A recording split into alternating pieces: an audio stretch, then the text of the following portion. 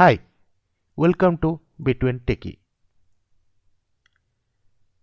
So till now we have learnt about functional testing, integration testing and system testing concepts in manual testing. Before proceeding with further testing concepts, we must know about different parts of the softwares and different types of the application. Let's get started. Softwares Softwares are divided into two parts. There are two parts of the software. First one is front end and second one is back end. Front end means we have the user interface, which is nothing but again two types, which are GUI and CLI. GUI means it is called as graphical user interface, which means user always prefer graphical user interface since it is very easy to use. Whereas CLI means command line interface, it is used in server. User always prefer CLI since it is more secure. And backend is having two types. One is business logic and another one is database. Let's see what is user interface, business logic and database.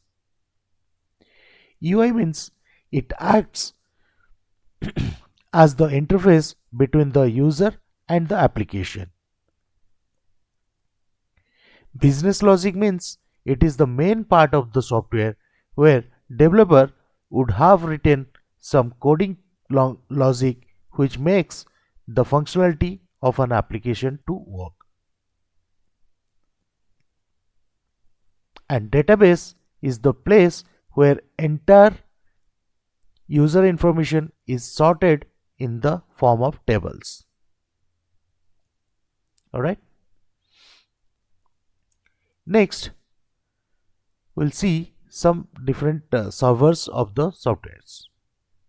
So there are three types of servers which are web server, application server and database server. Web server means it is a software that consists of all the pages, that means web pages related to the application. That means whatever UI pages we have, all those UI pages will be uploaded into the web server. And whatever the business logic we have written by the developers, that will be installed into the application server. So application server consists of entire business logic or the code written by the developers that makes the functionality of all the application to work. Likewise, the database, whatever the tables we have created, so that will be all these informations will be installed into the database server. So database server consists of all the tables and the data related to the end users. Alright. So let's talk about types of application. So applications there are three types of applications in the market. First one is standalone application, second one is client server application and web based application. Standalone application means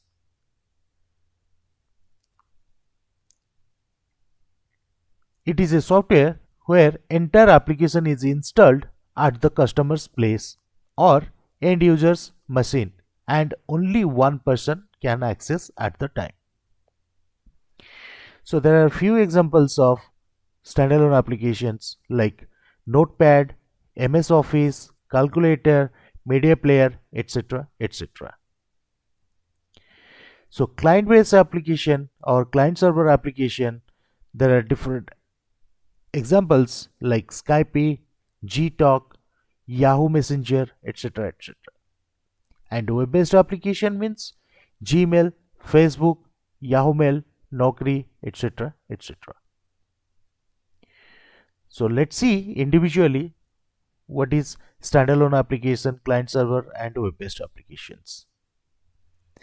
So as I told you, standalone application means it is a software where entire application is installed at the customer's place or end user's machine and only one person can access at a time. So whichever examples I have given you, that means kind of notepad, any kind of VLC player, any kind of media player, or you can say something like calculator, MS Office, all these will be installed in the user's machine and only one user can use that at a time. So there are few advantages, like it will be faster in access, it will be more secured as the hacking and virus cannot be possible because it will be not connect, it will not require the internet connectivity. And disadvantages are like single user can access and installation is required, which means it will take some memory from your computer or your system. And end user system resource utilized. Data sharing not possible. Maintenance is tough. All these are disadvantages of standalone application. Alright, so let's go for client server application. In this type, the application is divided into two parts. First one is client side, another one is server side. So client application which is installed at the user's machine and server application which will be installed at the server side. Both client and server communicate with each other for the application to work. So let's see some advantages of client server application. So client server application will be this will be available for multiple users. That means multiple users can access at a time, right? And this will be also faster in access. And again, it will be matters to security as hacking and virus, it will be not possible in our system. Again, data sharing also possible. So these are all advantages of client server application.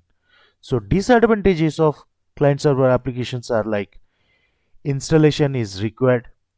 Again, end user system resource utilized less.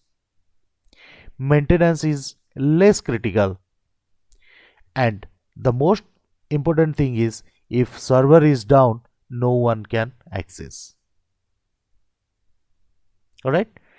So you know the examples Skype, Ztalk, Yahoo Messenger, all these we need to install in our system, and server side it will be through the internet connectivity we can access to the server and we can use. So let's see the diagram for client server application. That means UI will be installed in the client side, which is nothing but our customer or end user side, which will be like .exe file will be executed and we can install in our system. Through Windows or Mac, we can access the server side. So business logic and database, all these will be installed in the server side. That means application server, in the application server all the business logic will be installed, and in the database server all the tables will be installed. Alright, and end user will be, as I told you, end user will be installed the client server application in their system, and they can access the server through the Windows or Mac. Alright. So let's talk about web application. Web application is nothing but, in this type, the entire software is installed at the server side and the user can access the application with the help of URL. So URL, through the URL means here it is really needed the internet. Through the internet only you can go to the browser and you can browse with the URL, and then only you can access the web application. So advantages will be like multiple user can access this application, it will be faster in access, security is definitely there, and data sharing is also possible, and the most important thing is installation is not required. End user system resource utilization not required, and maintenance is really very easy for these web applications. But still there is one disadvantage is, like if the server is down, no one can access the application. So as I told you, the examples like Gmail, Facebook, Yahoo, any kind of web applications you can say. Alright. So let's see the diagram for the web application. Suppose we have a Gmail server. Alright. So this is the user side and this is the completely server side. Okay. And in the server you can see three different servers are there. First one is web server, where web pages are uploaded. That means UI. All the UI in the form of web pages, it has been uploaded. All the business logic, that is uploaded in the form of codes, it will be uploaded in the application server. And the database, it will be uploaded in the form of tables in database server. Alright. So this is nothing but our Gmail server. Okay. So how we can access? Let's see. So this is the user. Okay. So user will put the URL of Gmail in the browser and he will send the request to the server. So here the request for URL given by the user and it will be coming to the web server only. Okay. It will not going to the application server or database server. So web server, it will return the response with login page. Okay. Login page.